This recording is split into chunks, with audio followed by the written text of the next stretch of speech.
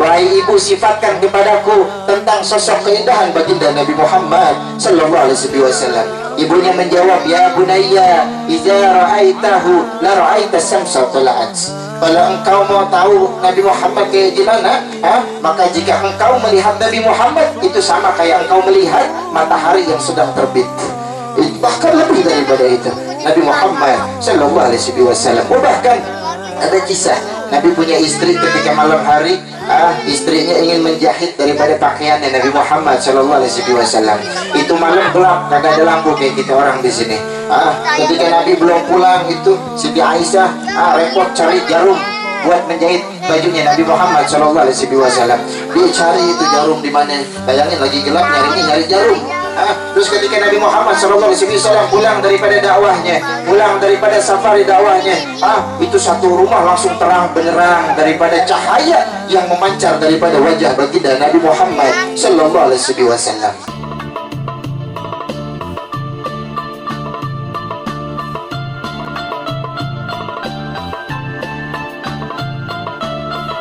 Ketahuilah jemaah rahimakumullah, siapapun di antara kita yang mengharapkan sebuah kesuksesan dunia wal akhirah tanpa melewati pintu takwa kepada Allah Subhanahu wa taala, wallah hanya halusinasi. Siapa di antara kita yang menginginkan kemenangan, kejayaan, kesuksesan dunia wal akhirah tanpa dia tempuh dengan lewat pintu takwa kepada Allah Subhanahu wa taala, hanyalah khayalan belaka. Siapa di antara kita yang menginginkan kedamaian, ketenangan di dalam hidup, keberkahan di dalam hidup tanpa melewati pintu takwa kepada Allah Subhanahu wa taala, wallah hanya khayalan. Kalau kita menginginkan itu semua, bertakwalah kepada Allah Subhanahu wa taala dengan sebenar-benarnya takwa. Dan orang yang paling bertakwa, manusia yang paling bertakwa kepada Allah Subhanahu wa taala, tidak lain tidak bukan kecuali baginda Nabi Muhammad sallallahu alaihi wasallam. Di antara kita sekalian yang mau belajar tentang takwa, kalau tidak lewat pintu Nabi Muhammad, wallah hanya kepalsuan. Oleh karenanya tadi disinggung, penting buat kita untuk mempertimbangkan di dalam kehidupan kita dalam memilih sebuah guru. Harus kita kalau mau berobat sakit, kita lihat-lihat dokternya ilegal apa kagak. Kita kalau mau ke bengkel motor rusak, kita lihat bengkelnya, montirnya, pengalaman apa kagak. Kita kalau mau pergi nggak bisa bawa mobil, kita lihat nih supirnya punya SIM apa kagak, punya pengalaman apa kagak. Lah kalau kita milih guru asal-asalan, di mana kita punya akal? Oleh karenanya penting buat kita untuk memilih guru yang mana guru-guru kita mempunyai sanad keilmuan menyambung kepada Rasulullah sallallahu alaihi wasallam. Begitu penting peranan kita di dalam kehidupan sosok seorang guru. Karena agama seseorang dilihat dari siapa gurunya orang tersebut. Hakata. Ayyuhal ibad rahimakumullah. Di antara para guru-guru kami, para kiai, para habaib, semua jelas sanad keilmuannya. Terlebih kami punya guru Al-Habib Ahmad ibn Nawfal ibn Salim ibn Ahmad ibn Jindan. Beliau ulama besar yang mempunyai nasab yang jelas kepada Rasulullah sallallahu alaihi wasallam. Jangankan ilmunya, nasabnya menyambung kepada baginda Nabi Muhammad sallallahu alaihi wasallam. Oleh karenanya penting buat orang kita, hidup kita udah nggak ada zaman lagi, kita udah di zaman akhir, udah nggak bisa dientar-entarin. Ini hidup kita udah zaman akhir. Kita kudu bener-bener siapa yang menjadi guru kita di dalam hidup kita. Karena mereka, beliau-beliau lah yang menyelamatkan kita daripada dunia wal akhirah. Laulal murabbi ma'araftu rabbi. Tidaklah jika tidak ada guru-guru kita, maka tidaklah kita kenal siapa Tuhan kita. Oleh karenanya penting buat kita di dalam memilih seorang guru. Hakata. Dan ketahuilah, begitu penting kesanadan ilmunya para guru kepada Nabi Muhammad, karena tidak lain tidak bukan kita punya tujuan hidup Allah. Dikatakan oleh para salaf, billahi anta maksudi wa ridaka madlubi a'tini mahabbatak wa ma'rifatak. Ya Allah, engkaulah tujuanku dan ridhamu yang aku cari. Ada visi dalam kehidupan. Dan tidaklah seseorang sampai kepada Allah Subhanahu wa taala tanpa dia lewat pintunya Nabi Muhammad sallallahu alaihi wasallam. Begitu penting peranan. Tidaklah seseorang mengaku cinta kepada Allah tapi dia tidak kenal dengan nabinya siapa. Bahkan Allah Subhanahu wa taala di dalam hadis qudsinya berkata, laulaka ya Muhammad ma khalaqtu aflak. Allah berkata kepada Nabi Muhammad, jika tidak ada engkau ya Muhammad, jika tidak ada engkau, maka tidaklah akan aku ciptakan dunia seisinya. Kita tidak ada nih. Adanya kita sekalian dunia seisinya. Itu karena adanya baginda Nabi Muhammad sallallahu alaihi wasallam. Sampai seperti itu Allah menyambut Nabi Muhammad sallallahu alaihi wasallam. Kemudian Allah melanjutkan, ditanya tuh Nabi Muhammad, tahu nggak antum ya Muhammad, engkau diciptakan untuk apa, untuk siapa? Nabi Muhammad pun tertunduk. Kemudian Allah Subhanahu wa taala melanjutkan, anta li habibi ya Muhammad, engkau itu ada untuk kujadikan seorang kekasihku. Kata. Jadi kita ini ada karena Nabi Muhammad. Nabi Muhammad ada untuk menjadi kekasihnya Allah Subhanahu wa ta'ala. Terus Allah Subhanahu wa ta'ala melanjutkan bertanya kepada Nabi Muhammad, ya Muhammad, tahu gak nih, aku Allah Subhanahu wa ta'ala untuk siapa? Kata Allah Subhanahu wa ta'ala menjawab, anna liman yusalli alaika ya Muhammad, aku Allah untuk orang-orang yang mau berselawat kepadamu wahai Nabi Muhammad sallallahu alaihi wasallam. Allah untuk orang yang mau bersolawat kepada baginda Nabi Muhammad sallallahu alaihi wasallam. Oleh karenanya perbanyak aksirus salawat ala Nabi. Kita perbanyak di dalam keseharian kita bersolawat kepada baginda Nabi Muhammad sallallahu alaihi wasallam. Kita bawain solawat. Mudah-mudahan wasilah daripada salawat ini menjadikan asar daripada di dalam hati kita makin cinta kepada baginda Nabi Muhammad sallallahu alaihi wasallam. Allahumma salli ala sayyidina Muhammad wa asgili bizalimin. Allahumma salli ala sayyidina Muhammad wa azgil zalimin bidalimin wa akhrijna min bainihim salimin ya Allah wa ala alihi wa sahbihi ajma'in. Allahumma salli ala sayyidina Muhammad wa azgil zalimin bidalimin. Allahumma salli ala sayyidina Muhammad wa azgil zalimin bidalimin wa akhrijna min bainihim salimin ya Allah wa ala alihi.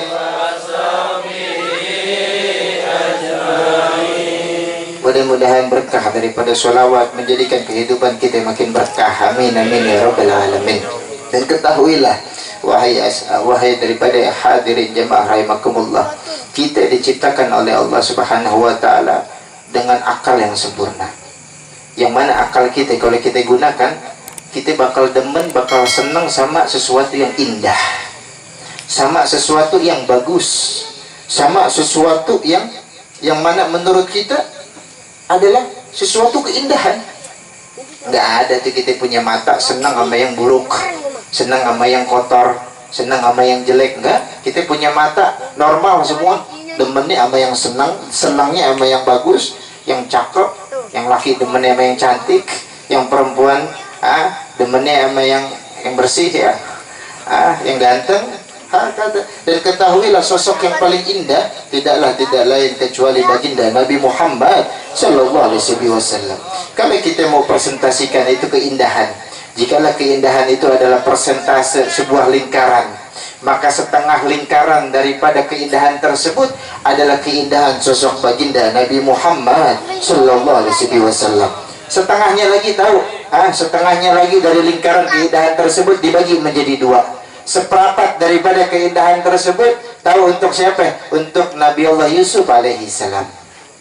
Jadi keindahan itu jika diumpamakan sebuah lingkaran, setengahnya adalah keindahan baginda Nabi Muhammad, seperempatnya adalah keindahan Nabi Allah Yusuf alaihi salam. Seperempatnya lagi tahu itu keindahan siapa? Keindahan semua makhluknya Allah subhanahu wa ta'ala di atas muka bumi, dibagi rata. Oleh karenanya jangan sombong kita dikasih fisik yang bagus ya. Kita seperempat bareng-bareng, kita seperempat rame-rame, itu baru kita. Kita kadang dapetin cerita dari guru-guru kita keindahan sosok baginda Nabi Yusuf alaihissalam. Sampai guru-guru kita ngajarin kalau kita punya bini, kita punya istri, 4 bulan dalam kandungan disunahkan untuk membaca daripada suratul Yusuf agar berharap anaknya ganteng kayak Nabi Yusuf alaihissalam. Pas brojol hidungnya mancung ke dalam, dipaksain tuh namanya Yusuf. Pemaksaan tuh, itu baru keindahan Nabi Yusuf. Lantas bagaimana dengan sosok baginda Nabi Muhammad sallallahu alaihi wasallam, yang mana ada hadis daripada sahabat Jabir ibn Sumrah mengatakan, nazartu Rasulullah sallallahu alaihi wasallam fi lailatin mukmarah fa anzuru ila al-qamar wa ila Rasulillah wallahu walahu indi ahsanan ila al-qamar. Kata sahabat Jabir ibn Sumrah berkata bahwasanya aku melihat Nabi Muhammad sallallahu alaihi wasallam pada malam bulan purnama, yang mana pada malam bulan purnama saya melihat daripada wajah baginda Nabi Muhammad sallallahu alaihi wasallam. Kemudian saya melihat kepada arah bulan purnama, saya lihat lagi Nabi Muhammad, dan wallah Nabi Muhammad lebih indah daripada bulan purnama. Itu wajahnya baginda Nabi Muhammad sallallahu alaihi wasallam. Bahkan ada daripada sahabat anak kecil yang bertanya kepada ibunya, Sofi lana Rasulullah sallallahu alaihi wasallam, wahai ibu sifatkan kepadaku tentang sosok keindahan baginda Nabi Muhammad sallallahu alaihi wasallam. Ibunya menjawab, ya bunayya idza ra'aitahu la ra'aita samsa tala'at. Kalau engkau mau tahu Nabi Muhammad kayak gimana, maka jika engkau melihat Nabi Muhammad, itu sama kayak engkau melihat matahari yang sedang terbit. Bahkan lebih daripada itu, Nabi Muhammad sallallahu alaihi wasallam. Bahkan ada kisah Nabi punya istri ketika malam hari, istrinya ingin menjahit daripada pakaiannya Nabi Muhammad sallallahu alaihi wasallam. Itu malam gelap, kagak ada lampu kayak kita orang di sini. Ketika Nabi belum pulang, itu Siti Aisyah repot cari jarum buat menjahit bajunya Nabi Muhammad sallallahu alaihi wasallam. Dia cari itu jarum di mana? Bayangin lagi gelap, nyari jarum. Terus ketika Nabi Muhammad sallallahu alaihi wasallam pulang daripada dakwahnya, pulang daripada safari dakwahnya, itu satu rumah langsung terang benderang daripada cahaya yang memancar daripada wajah baginda Nabi Muhammad sallallahu alaihi wasallam. Ini baru wajahnya baginda Nabi Muhammad sallallahu alaihi wasallam. Bahkan keindahan fisik yang dimiliki kita semua bukan cuma dari wajahnya. Tahu dari apa? Matanya pun beda dengan matanya kita. Itu Nabi kalau melihat karena Rasulullah sallallahu alaihi wasallam yara fi lailatin majlamah kama yara fin nahar. Itu Nabi kalau ngelihat di malam hari, penglihatannya sama kayak Nabi ngelihat lagi di siang hari. Itu penglihatan yang baginda Nabi Muhammad sallallahu alaihi wasallam. Terus juga Nabi punya keistimewaan apa? Karena sallallahu alaihi wasallam yara min khalfin kama yara min amam. Nabi kalau ngelihat dari arah belakang, itu sama penglihatannya kayak Nabi ngelihat dari arah depan. Itu hanya satu-satunya penglihatan yang diberikan kepada baginda Nabi Muhammad sallallahu alaihi wasallam. Dari wajahnya sudah beda, dari matanya sudah beda. Bahkan tahu apa? Di antara kita nih semuanya punya yang namanya apa? Tahu keringat. Nabi pun sama. Nabi pun manusia punya keringat. Tapi keringatnya Nabi beda dengan keringatnya kita sekalian. Itu dahulu Nabi kalau pulang daripada perjalanan safarnya, anak-anak kecil nyambut. Sebagaimana kita kalau punya orang tua, kita kalau punya engkong, punya kakek pulang, cucunya kan pada nyambut tuh. Begitupun Nabi Muhammad ketika pulang daripada dakwahnya, anak-anak kecil pada nyambut, pada salaman dengan Rasulullah SAW. Beberapa anak kecil ada yang diusap kepalanya sama Nabi Muhammad SAW. Yang mana anak kecil tersebut, salah satunya kalau diusap sama Nabi Muhammad, wanginya kagak hilang berhari-hari. Tapi anak kecil yang kagak diusap sama Nabi, ya bau matahari. Beda. Itu cuma diusap dengan tangannya baginda Nabi Muhammad sallallahu alaihi wasallam. Ini keringatnya baginda Nabi Muhammad sallallahu alaihi wasallam. Bahkan ada kisah itu di Madinah, ada seorang keluarga yang mana dia mempunyai putri, yang mana putri tersebut ingin melangsungkan sebuah akad resepsi pernikahan, yang mana dia punya orang tua dari golongan orang yang kurang mampu, orang yang kagak punya.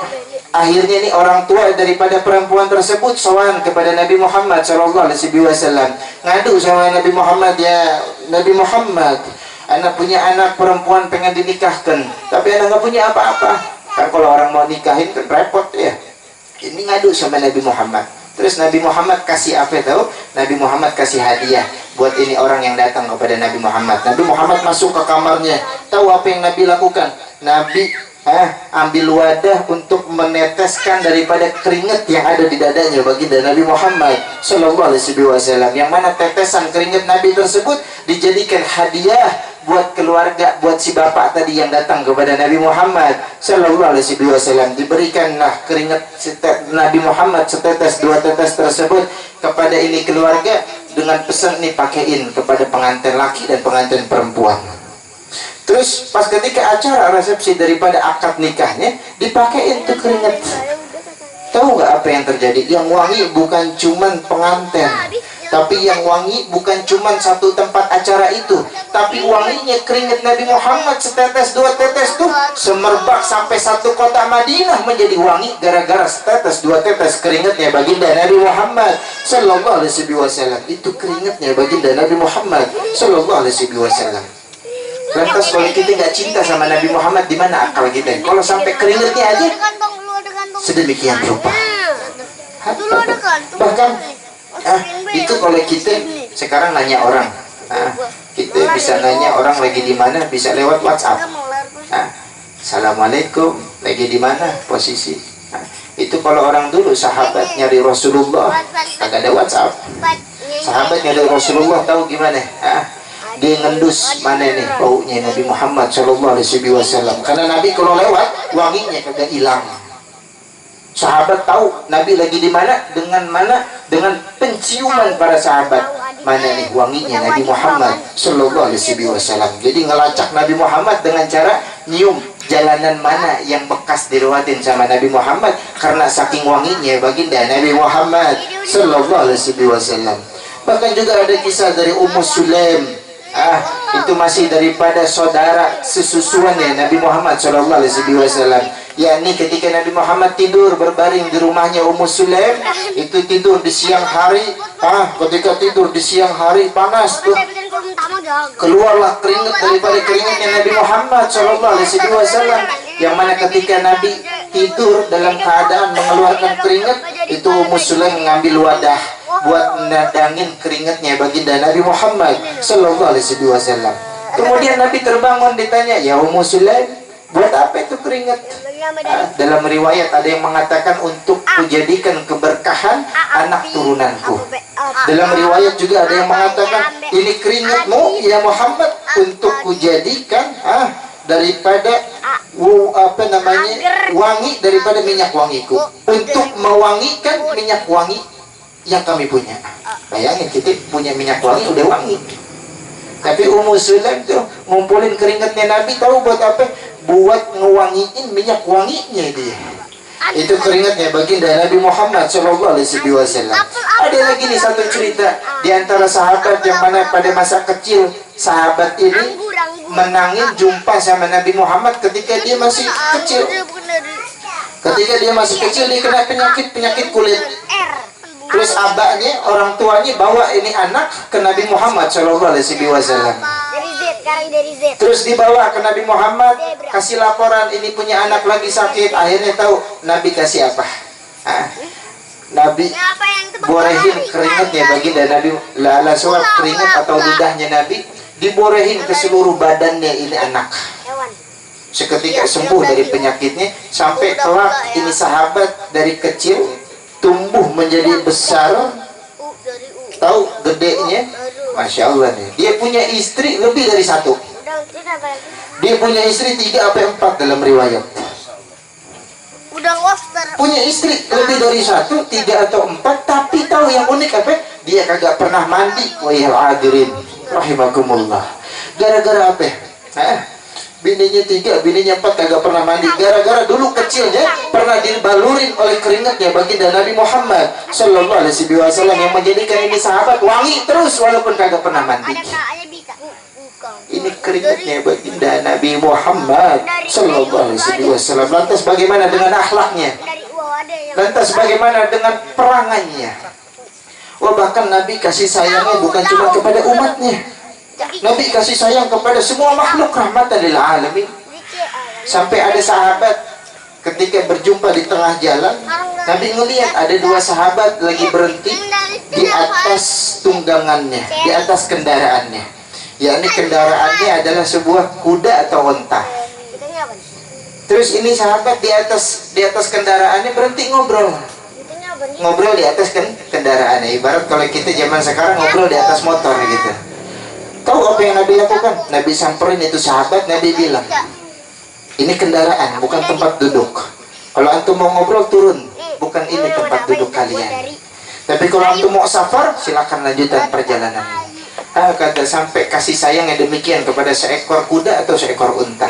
Kata sampai ada cerita tuh kalau nggak salah Nabi pulang dari safarnya ditanya kepada istrinya, wahai Aisyah, ada makanan apa buat saya? Kata Siti Aisyah, ada sepotong roti kering. Cuma sepotong roti kering. Akhirnya Siti Aisyah nyiapin roti kering tersebut buat suami tercintanya baginda Nabi Muhammad SAW. Ketika sudah disiapkan ditaruh di atas meja, Siti Aisyah kemudian menyiapkan daripada tahu segelas susu. Ketika lagi nyiapin segelas susu, itu roti ditaruh di atas meja, tanpa sengaja ada kambing tetangga masuk ke rumahnya baginda Nabi Muhammad Sallallahu Alaihi Wasallam. Ini menandakan rumah Nabi gak bagus-bagus amat. Sampai kambing tetangganya bisa masuk rumah Nabi. Ini kambing masuk ke rumahnya Nabi Muhammad, tahu-tahu mau ngapain? Mau ngelahap, mau makan sepotong roti gandumnya yang diperuntukkan untuk baginda Nabi Muhammad Sallallahu Alaihi Wasallam. Bininya kagak terima makanan segitu-gitunya buat lakinya, mau diembat sama kambing tetangga. Mungkin kalau model sekarang ada sapu, dilempar kali itu sapu.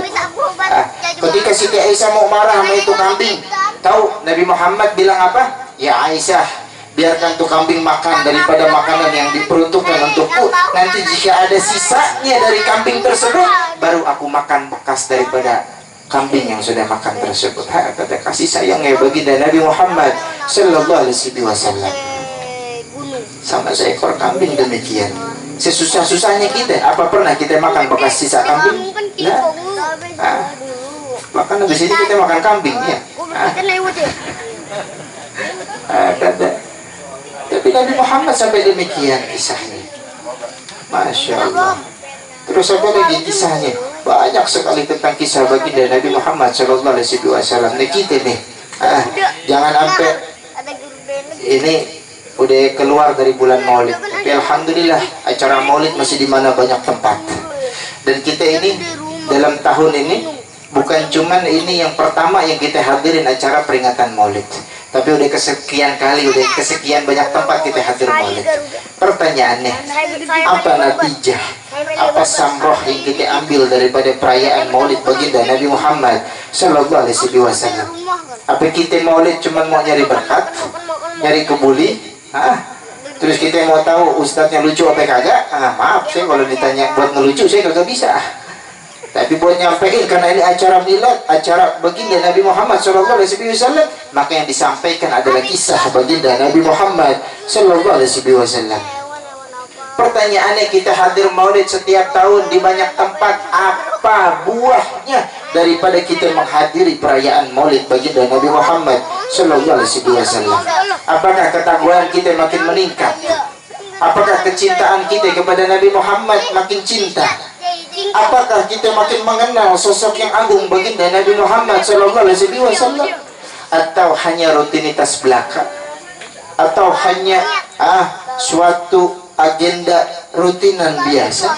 Lah, itu dikatakan oleh guru kami Al-Habib Ahmad ibn Nawfal ibn Salim ibn Ahmad berkata, sukses tidaknya acara perayaan Maulid baginda Nabi Muhammad sallallahu alaihi wasallam bukan daripada segi jamuan, bukan daripada segi semua yang diundang hadir, aparatur pemerintah, para ulama, para umaro datang semua. Lah, itu nggak ngejamin tentang kesuksesan sebuah perayaan Maulid baginda Nabi Muhammad sallallahu alaihi wasallam. Tapi tahu nggak, standar kesuksesan perayaan Maulid baginda Nabi Muhammad sallallahu alaihi wasallam adalah dia yang mampu ketika hadir daripada Maulid baginda Nabi Muhammad membawa Rasulullah ke rumahnya sallallahu alaihi wasallam.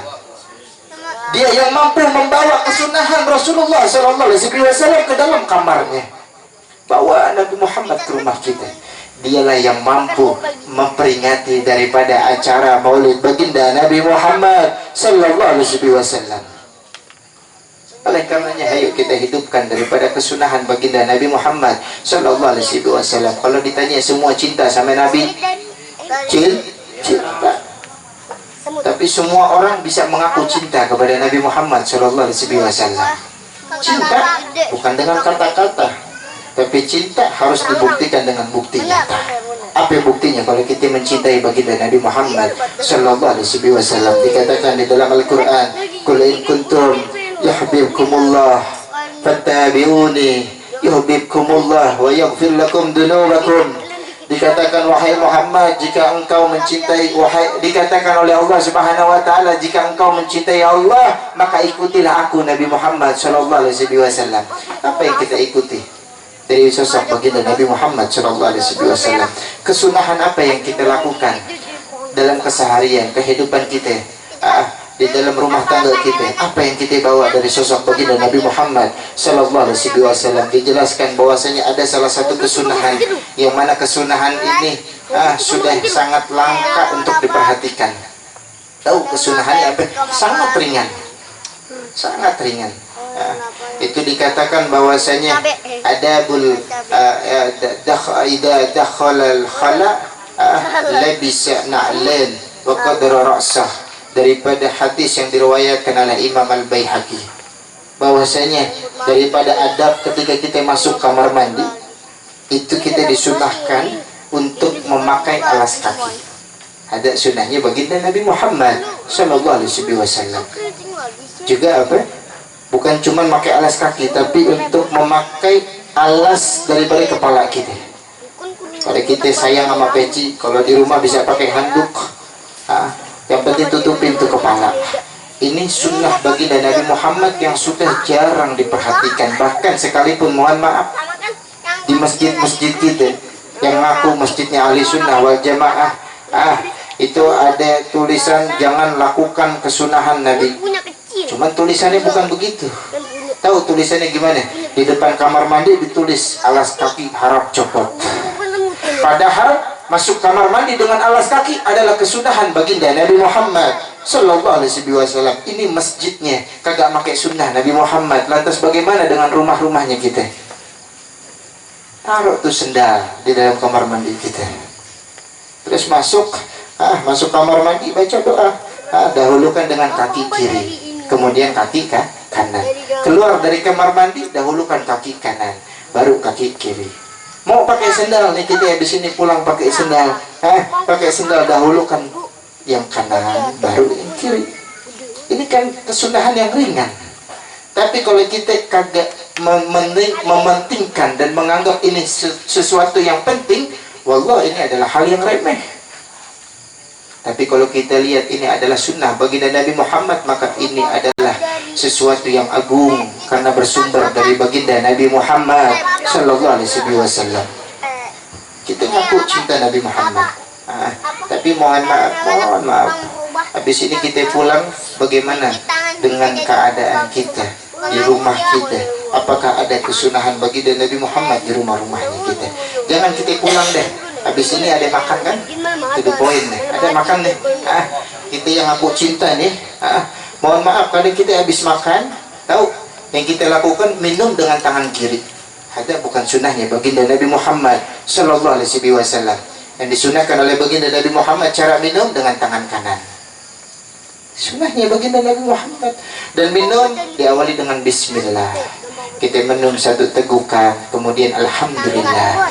Minum lagi satu tegukan, Bismillah, Alhamdulillah, Bismillah, Alhamdulillah. Ini cara minum yang disunahkan oleh baginda Nabi Muhammad Sallallahu Alaihi Wasallam, yang mana dikatakan oleh para ulama, para guru-guru kami, siapa orang yang meminum dengan caranya minumnya baginda Nabi Muhammad selama air tersebut masih ada di dalam jasadnya, maka orang tersebut akan terhindar, terjaga daripada maksiat-maksiat.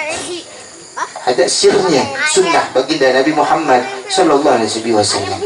Dan di antara faedahnya, kalau kita minum kayak begitu, insya Allah nggak bakal keselak. Kita minum nggak bakal keselak. Ada sunnahnya baginda Nabi Muhammad Sallallahu Alaihi Wasallam. Kita mulai dari hal yang sepele. Kalau kita pakai baju, kita mulai dengan tangan yang kanan, kemudian tangan yang kiri. Kita mau pakai sendal habis ini pulang, kita pakai tangan kaki kanan dulu, baru kaki kiri. Ntar habis ini, habis makan, habis minum, semuanya pasti nyampe rumah kebelet tuh. Masuk kamar mandi, praktekin nih sunnah. Apa? Pakai alas kaki, pakai penutup kepala. Kita lakukan sedikit demi sedikit. Kalau kita benar-benar mau mengaku cinta kepada baginda Nabi Muhammad Sallallahu Alaihi Wasallam, yang mana dikatakan anta ma'aman ahbabta, engkau sekalian, kita sekalian semua akan bersama kelak kepada siapa yang kita cinta di dunia. Kalau kita mampu untuk mencintai baginda Nabi Muhammad, insya Allah kita akan berkumpul dengan Nabi Muhammad Sallallahu Alaihi Wasallam kelak di surganya Allah Subhanahu Wa Taala. Amin amin ya rabbal alamin. Ini harapan kita sekalian ahli ibadah. Oleh karenanya penting buat kita untuk menggali ilmu.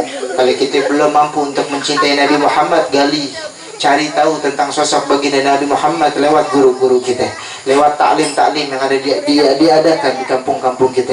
Hadiri, tanya kepada guru-guru kita tentang sosok baginda Nabi Muhammad, yang mana orang kalau tahu tentang Nabi Muhammad, dia makin jatuh cinta kepada Nabi Muhammad Sallallahu Alaihi Wasallam, karena seluruh isinya tentang Nabi Muhammad adalah keindahan, dan kita diciptakan oleh Allah untuk menyukai daripada sesuatu yang indah. Mudah-mudahan tidaklah kita pulang dari tempat ini kecuali Allah tumbuhkan di dalam hati kita kecintaan kepada baginda Nabi Muhammad Sallallahu Alaihi Wasallam. Mungkin ini yang saya sampaikan, kurang lebihnya mohon maaf. Walafu minkum, kata minni billahi taufiq wal hidayah. Assalamualaikum warahmatullahi wabarakatuh.